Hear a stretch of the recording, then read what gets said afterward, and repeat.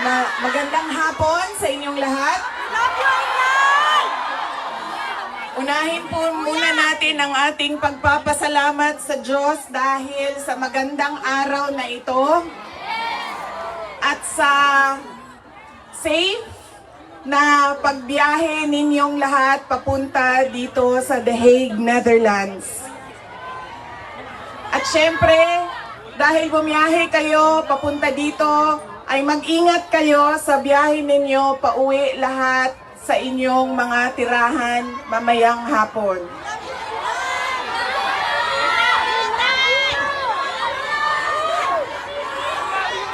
Susunod po ang pagpapasalamat ko sa Dutch Police sa kanilang pagtulong sa atin na mabuo yung programa ngayong hapon na ito at sa pagpahintulot na tayo ay magkaroon ng rally para kay Pangulong Rodrigo Duterte. Maraming salamat po sa Dutch Police and of course sa local government ng The Hague at sa Foreign Ministry ng the Netherlands. Maraming salamat sa kanila.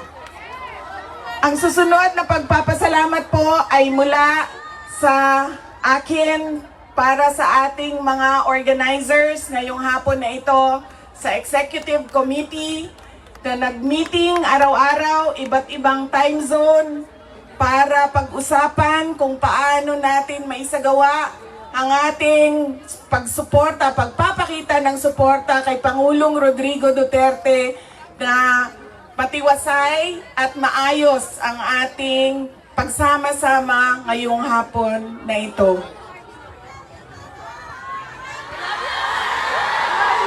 Duterte!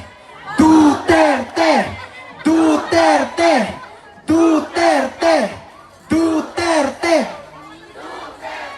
Kanina nung naglalakad ako papunta dito sa park, meron akong mga nakasalubong na mga galing Germany. At tinanong ko sila kung gaano katagal ang biyahe mo, ma'am, papunta dito. Sabi niya 9 hours daw. At 9 hours din daw siyang babiyahe pauwi.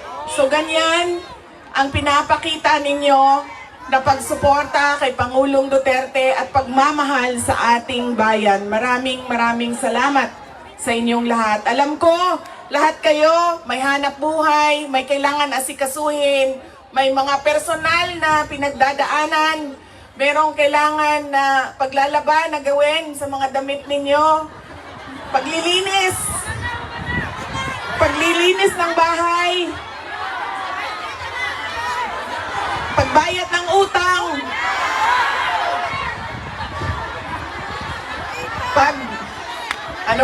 pagtawad sa inyong mga mahal sa buhay doon sa Pilipinas. Ay nandito kayo ngayong hapon na ito at ibinigay ninyo ang oras ninyo at panahon ninyo para mapag-usapan natin ang estado ng ating mahal na bayang Pilipinas. Maraming salamat po sa inyo.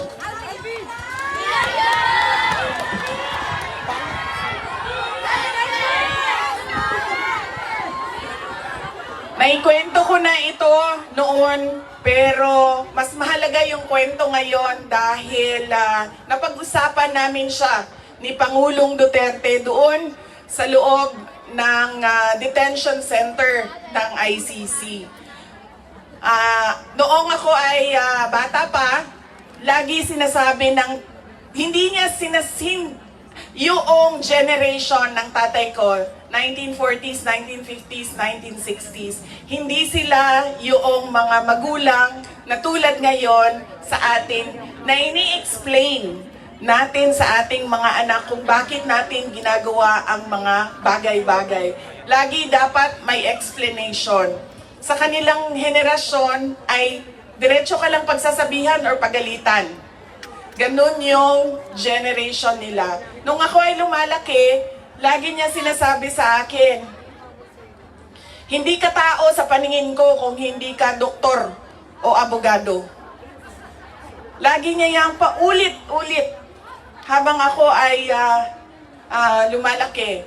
Lagi niya yan sinasabi, Pag hindi ka natapos ng pag-aaral mo, magiging abo ka dyan sa gilid ng daan. You always emphasize that you mean nothing to the world if you do not finish your education. That is my greatest gratitude to my father. The emphasis he gave in education. Wala namang problema sa akin yun nung ako ay lumalaki dahil gusto ko din naman talaga maging doktor. Kaya on that point, pareho kami ng hindi ako yung pinipilit ng mga magulang na magdoktor ka kahit ayaw. So walang naging problema sa amin doon. Pero nung hindi man naging successful yung aking pagpasok sa medisina, ay lumipat ako sa pagiging abogado dahil binigyan din naman ako ng option ng aking tatay na pwede ang abogado. Yun lang ang katanggap-tanggap sa kanya. Maging abogado o maging doktor. Noong nakapag-usap kami, noong isang araw, sabi niya sa akin, naging forceful ba ako? Mapilit ba ako sa pagsabi ko sa iyo na maging abogado ka? Sabi ko, oo. Sinasabihan mo ako, pinapagalitan mo ako. Lagi. Kinento ko sa kanya na isang beses, bihira akong umiyak. Pero isang beses, dahil nalaman ko na hindi ako makakatuloy sa 4th year law school dahil meron akong isang bagsak na subject, wala akong ibang masabihan nung sakit na nararamdaman ko. Kasi pakiramdam ko, yung tatay ko lang din, makakaintindi sa akin dahil dumaan din siya ng law school. So tinawagan ko siya. Hindi ako makapagsalita. Iyak lang ako ng iyak. Humahagulgul ako sa iyak na sinasabi lang niya, hello, hello, hello, nasaan ka? Nasaan ka? Yun lang ang sinasabi niya, nakidnap ka ba? Nakidnap ka? Tapos iyak lang ako ng iyak. Tapos dalawa lang ang tanong niya na paulit-ulit, nakidnap ka ba o buntis ka ba? At that point na paulit-ulit na niyang tinatanong kung buntis ba ako, sabi ko na sa kanya, pa, hindi naman siguro umiiyak ang babaeng buntis. Siguro happy. Happy siya, no? Na buntis siya. Sabi ko, nahihirapan ako sa isang subject ko and pakiramdam ko, sasabit ako dito. Tapos ang sagot lang niya sa akin ay, sabi niya, yun lang pala eh, bakit mo ko tinatawagan? Mag-aral ka na. Ganon. Ganon ka tigas yung kanyang paniniwala at pagpipilit na ipursige ko ang aking edukasyon. Wala nang, wag ka na umiyak, mag-aral ka, magbadali lang yan, lumabas ka muna, magkape ka, wala. Sinabi lang niya sa akin, yun lang pala. Ibaba mo na yung telepono at bumalik ka na sa pag-aaral mo. Kaya noong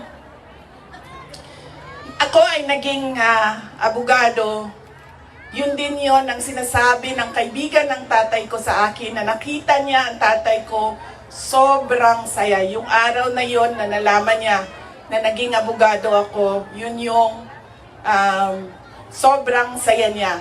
At sinabi sa akin nung kaibigan ng tatay ko, sabi niya, hindi mo maiintindihan kaming mga tatay na kaming mga abogado pag nagkaroon kami ng anak na abogado. Ganun, iba yung saya namin kapag nakikita namin na meron na kaming anak na abogado. Sabi niya sa akin doon, sabi niya, pinilit ba kita? Sabi ko, hindi lang pilit. Sinigawan mo ako at pinaiyak mo ako ng madaming beses dahil sa edukasyon at sa pag-aaral. At sabi niya, di buti na lang dahil meron akong abogado ngayon na anak na inutos-utusan ko dyan. Kausapin niyang mga huwes dyan. At ngumiti siya. He smiled. And it seemed to me that it was a comfort to him that he had a daughter who is a lawyer. In fact, sabi niya,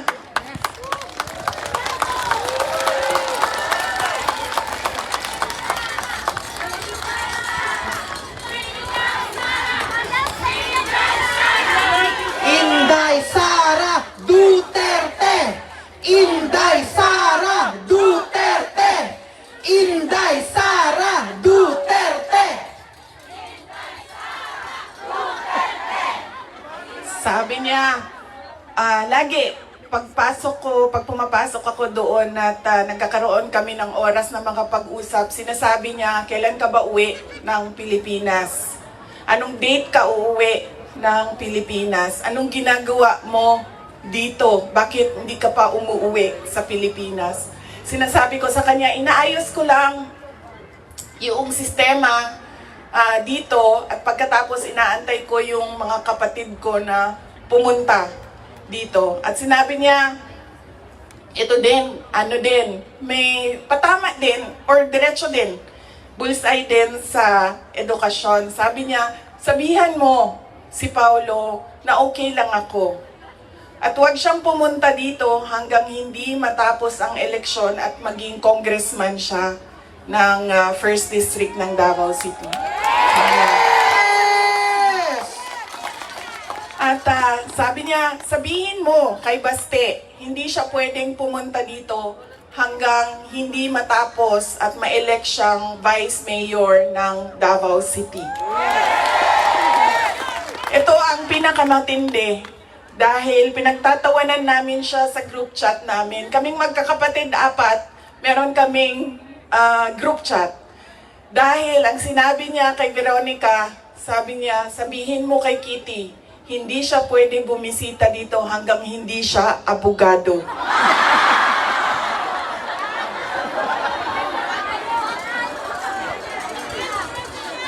Sabi ni Kitty, grabe ang overacting ni Papa. So, ibig sabihin ba, mga 5 years.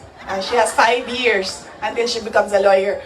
Na meron pa akong 5 taon na bago ako makabisita. Ganon siya kahit na nandun siya sa loob, ang kanyang iniisip, unang-una, yung mga kapatid ko na kailangan magtrabaho para sa syudad ng Davao, yung kapatid ko na kailangan mag-aral.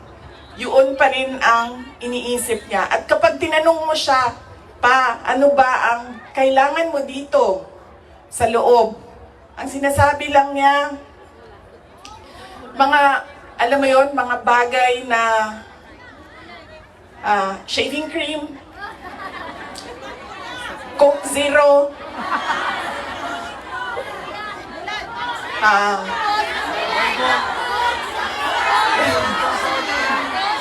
tumigil na siya sa kakahingi ng Pinoy na ulam dahil parang hindi talaga kaya nung nagluluto sa loob ang Pinoy na ulam. Pero nagpadala ako kahapon ng PDF file ng mga recipes na pwedeng sundin nung nagluluto. Yes! Duterte! Duterte! Duterte! Meron siyang, meron siyang hilig sa Coke Zero at yun lang yung hingi niya. May shopping list doon sa loob. At sabi niya doon sa gwardiya na isulat mo dyan, 2 case ng Coke Zero. Kahapon, bago ako umalis, tinuruan ako ng gwardiya. Sabi niya, pwede ka naman bumili dyan sa vendo, tapos iiwan mo para sa kanya. So sabi ko, Papa, anong gusto mo dito? Sabi niya, Coke Zero lang. So bumili akong 4 na Coke Zero, iniwan ko. sa kanya, sabi ko pa, that's one for each day pa ha. So, today, tomorrow, Saturday, tomorrow, Sunday, Monday, Tuesday, Wednesday. Dahil darating na yung grocery list mo by Wednesday. At sagot niya sa akin, bakit isa lang? Sabi naman nung gwardiya, sabi niya, he has to have at least 2 because he already drank upstairs, 1 Coke Zero. And then sabi ko, sige pa, sabi ko, babalik naman ako sa Lunes. Sabi ko, 2, bukas Sunday, and 2 sa Monday, tapos i-replenish ko na lang yung Coke Zero mo. Sabi ko sa kanya, alam mo pa, sinasabi sa iyo ng doktor, maglakad ka daw. Huwag kang nakaupo lang sa kwarto mo. Tapos, sabi ko, pwede ka naman, allowed kayo na lumabas dyan. Sabihan niyo lang ang gwardiya. Sabi niya, ayoko maglakad sa labas kasi baka didiretso ako sa gate at umalis sa lugar na ito. Pwede din.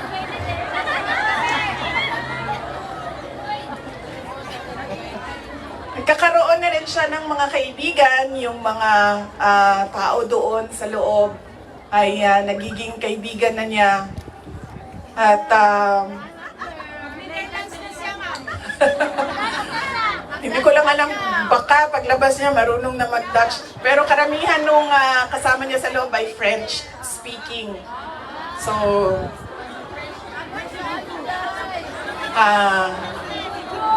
baka paglabas niya, no, di na kay kamaong magbinisaya, tingala tama. Bulog bukushe, avec quoi.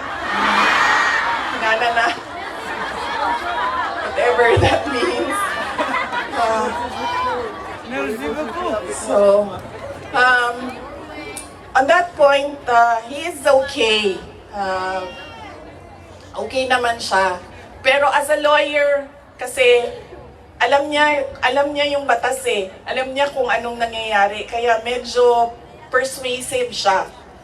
And lagi niyang inuulit-ulit kung ano yung kailangan gawin para sa kanyang kaso. At lagi siyang nagtatanong ng timelines dahil alam naman natin sa korte ay medyo may kabagalan. Diba? Magsasagutan ang prosecution, ang defense, maraming mga papel na kailangan ipasok at antayin ang oras. Kaya siya din ay insistent sa mga timelines niya. Pero ang sinasabi niya lagi,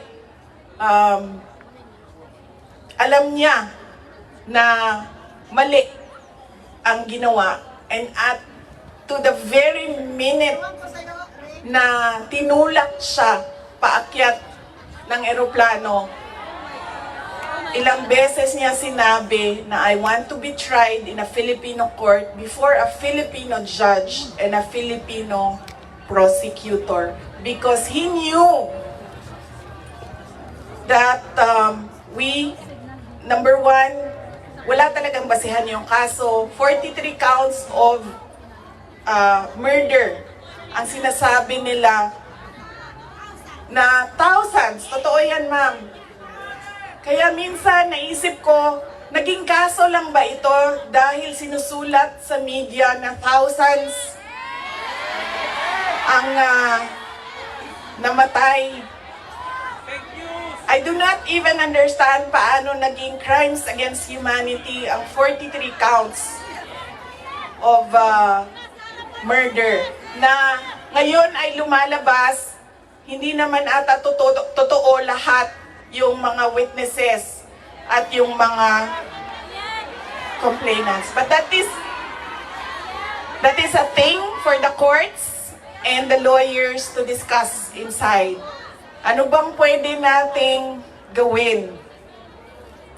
Ang pwede nating gawin ay i-demand na ipauwi or iuwi nila si Pangulong Duterte. Bring him home!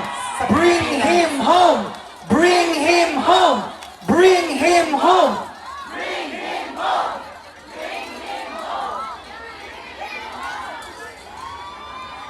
Dahil yun din ang gusto niya. Araw-araw na nandun ako, sa mga araw na nandoon ako, isa yan sa paulit-ulit niyang sinasabi, kailan mo ako mapalabas dito dahil darating ang eleksyon, mag-mayor pa ako ng syudad ng Davao. Bring him home! Bring him home! Bring him home!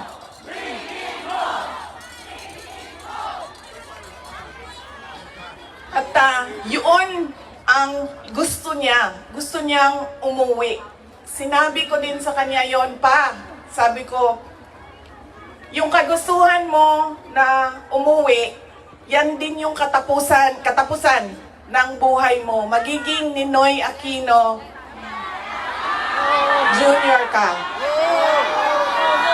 At sinabi niya sa akin, sabi niya, kung ganyan ang kapalaran ko, then so be it. Basta lang mauwi ako sa Pilipinas. Kaya, meron man ako worry para sa kanyang safety and security, pero lagi niyang inuulit-ulit talaga, ibalik niyo ako sa Pilipinas. Bring him home! Bring him home! Bring him home! Nagtatanong marami, ano bang pwede magawa? Huwag natin tigilan ang panawagan sa gobyerno natin sa Pilipinas at sa lahat ng gobyerno na nakikinig at dito sa ICC na ipaalam sa kanila na mali ang ginawa kay Pangulong Rodrigo Duterte. At paano ba itama yon? Ibalik nyo lang siya sa Pilipinas. Ituloy nyo lang yung kaso, walang problema. Ibalik nyo lang siya. Bring him home! Bring him home! Bring him home! Okay na mo sa init? Ako dili. Kaya nga no, sunburn ang katungaan niya, ang katunga dili. Okay lang.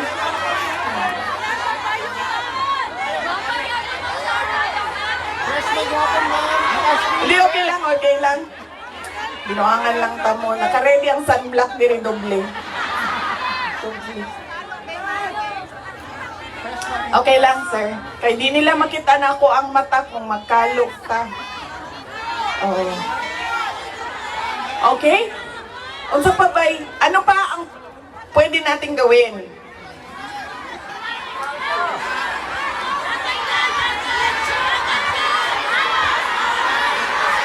Mickey, just tell us what to do.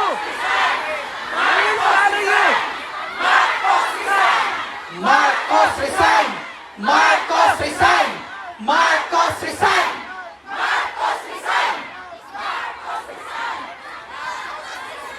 Kayo nagsabi niyan, hindi ako ha. Bukas, suspended na kayong lahat. Nakulong na kayong lahat sa sedition. At kayo, hindi na kayo makakauwi dahil kinulong na kayo dyan sa...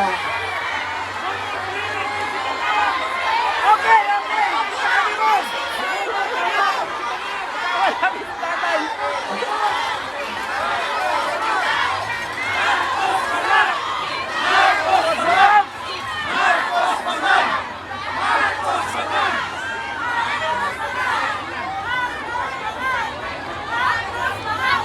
And that relates to transparency and accountability. Alam nyo kasi, ang pagiging Pangulo, dapat nasa tamang pag-iisip ka. Kapag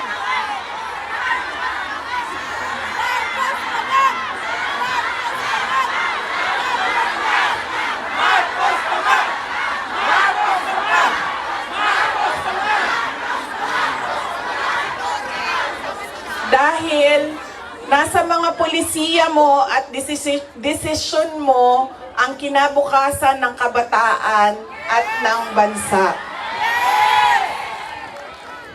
Kaya yung pagsasabi na hindi mahalaga ang drug test sa aking kapasidad at abilidad na mamuno is tantamount to betrayal of public trust.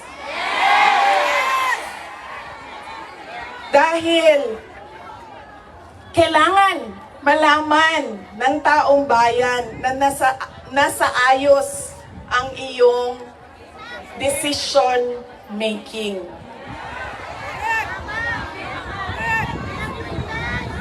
Kaya hindi lang naman natin pwede sabihin, Marcos resign. Bakit ba kailangan resign? Dahil hindi mo pinapakita sa taong bayan na maayos kang mag-isip at kaya mo ang mamuno.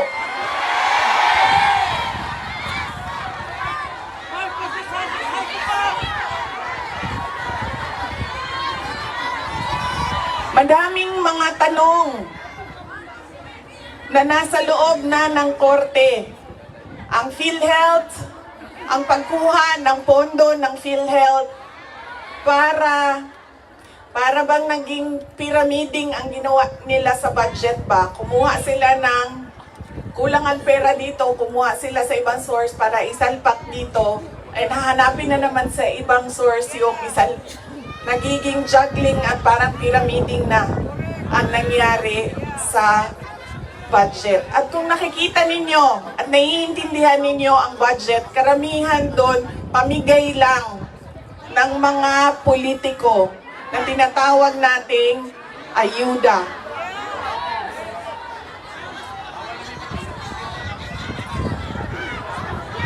Tumakbo kami sa plataforma ng unity at continuity.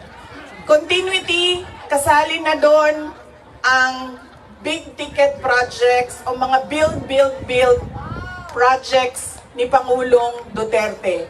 Pero wala kayong nakikita ngayon na development projects. Dahil lahat yon ay nakatago sa mga proyekto na pamigay o nandoon lang sa bulsa ng kontraktor at ng politiko na gumawa kuno ng project. Makikita ninyo na hindi handa ang Kongreso sa paggawa ng budget dahil may mga blanco doon sa enrolled bill na pinasa nila.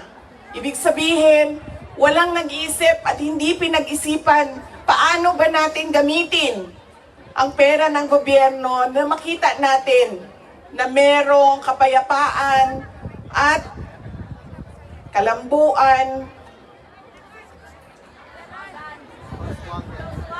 kauswagan sa ating bayan.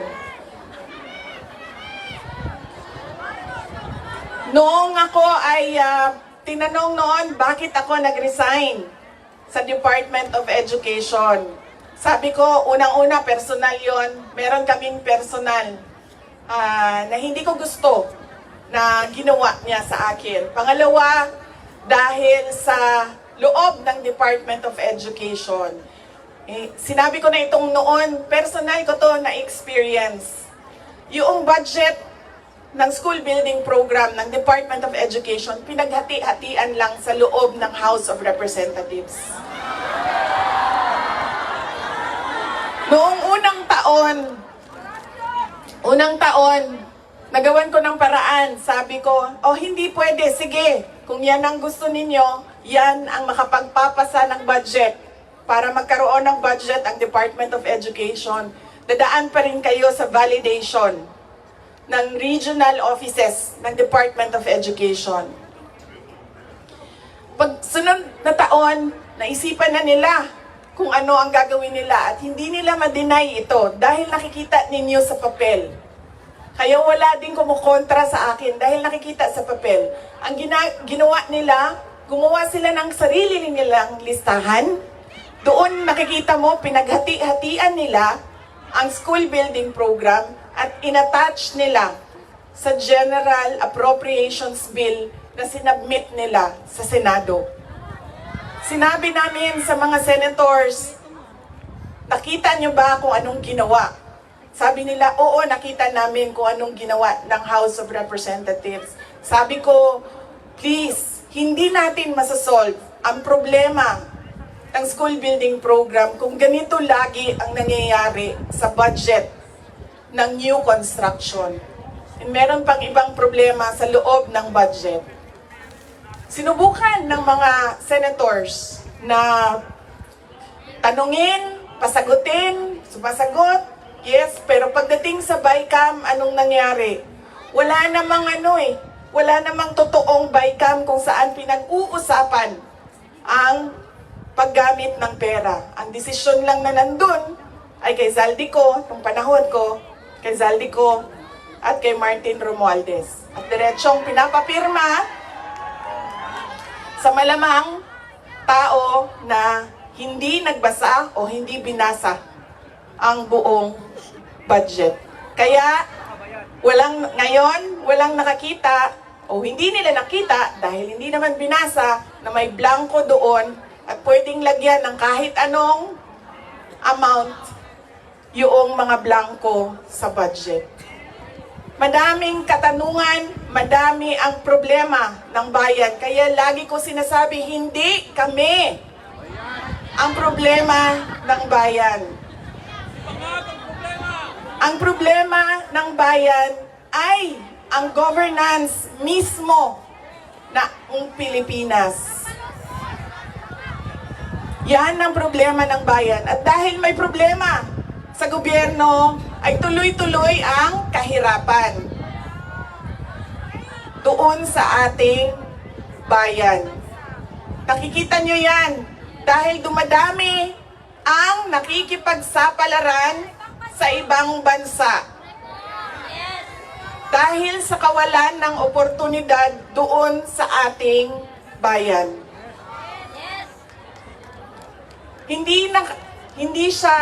We should not be proud that we are exporting our countrymen, our workforce abroad dahil, wow, ang daming dollars na pumapasok sa Pilipinas dahil sa padala. Hindi yan siya nakakatuwa. Dahil ang isang bansa, dapat meron siyang oportunidad na binibigay sa kanyang mamamayan. Hindi lang yan. Decent housing, peace and order, quality healthcare. Nakikita nyo yan dito sa mga bansa kung nasaan kayo. At kaya kayo nandito dahil hindi niyo yan nakikita doon. And apparently, tayo lang yung nakakakita, yung nakaupo doon, hindi nila nakikita.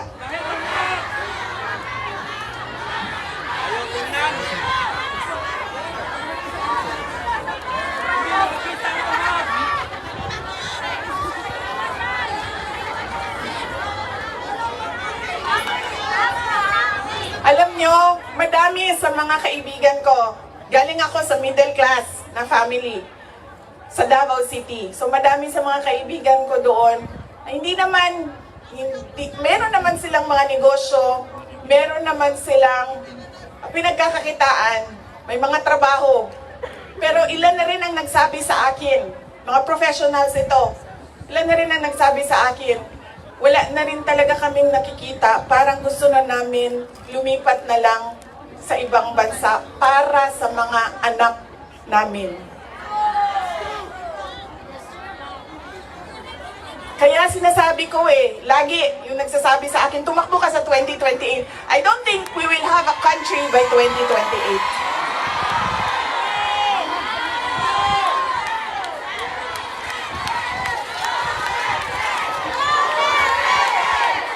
Duterte! Duterte! Duterte!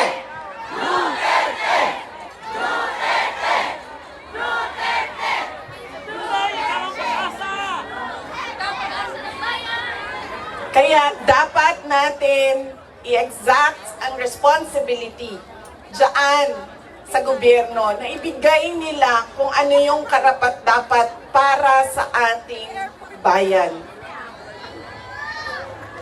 Dahil kung meron man ang okay sa kanila na pumunta sa ibang bayan, meron ding mga tulad namin na ayaw namin kahit anong mangyari, umalis sa Pilipinas. Dahil gusto namin doon pagpamilya, doon palakihin ang aming mga anak. Kaya dapat meron tayong nakikita kung ano yung dapat para sa isang bayan. At alam nyo yon kasi nakikita nyo yan. Kasi nakaikot na kayo sa iba't ibang bansa.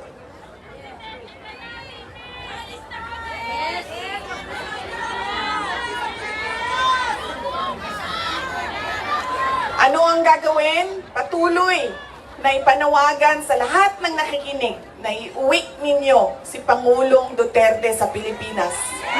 Bring home! Bring him home! Bring him home! Bring him home! Bring him home! At pangalawa, patuloy natin na hingiin sa gobyerno, sa administrasyon na ibigay ninyo ang serbisyo at kaunlaran na karapat-dapat para sa mga Pilipino at para sa Pilipinas.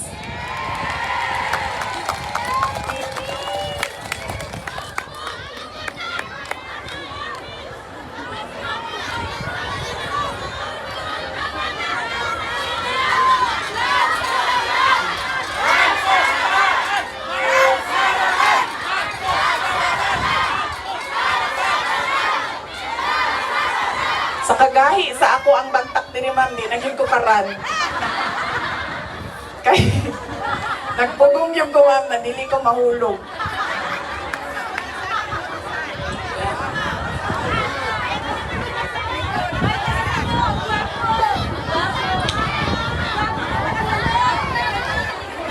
Yung akin pong mga pagpapasalamat. Una po, kanina meron na akong mga pagpapasalamat opening sa Diyos, sa ating host government, sa police, sa local police. Yung aking mga pagpapasalamat sa inyo, sa oras ninyo.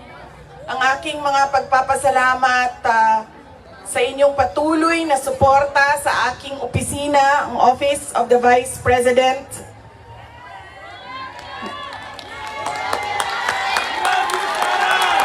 Inday Sara Duterte! Inday Sara Duterte! Inday Sara Duterte! Inday Sara!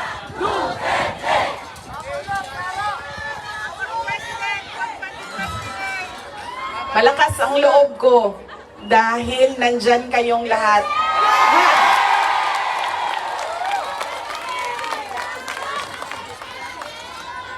Kanina, noong papasok ako dito, marami ang nagsabi, be strong, be courageous. I am only as strong as you are. Kung nakikita ko, sobrang lakas ninyo at sobrang lakas ng pagmamahal ninyo sa bayan. Ganyan din ang nararamdaman ko.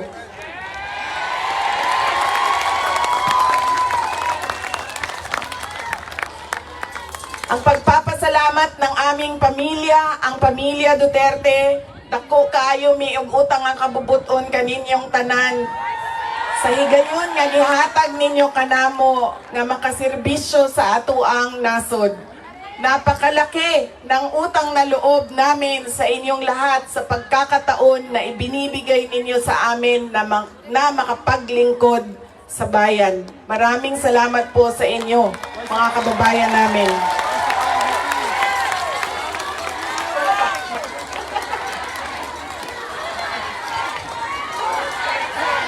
Duterte!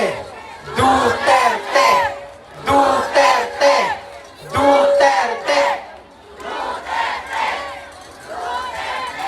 Huwag ninyong kalimutan, ayaw ninyong kalimti ang kausa. Huwag ninyong kalimutan ang laban. What is our cause? Our cause is for our country. Ang laban na ito ay para sa bayan. Mga kababayan, ang lahat ng ginagawa natin ay para sa Diyos, sa bayan, at sa bawat pamilyang Pilipino. Syukran.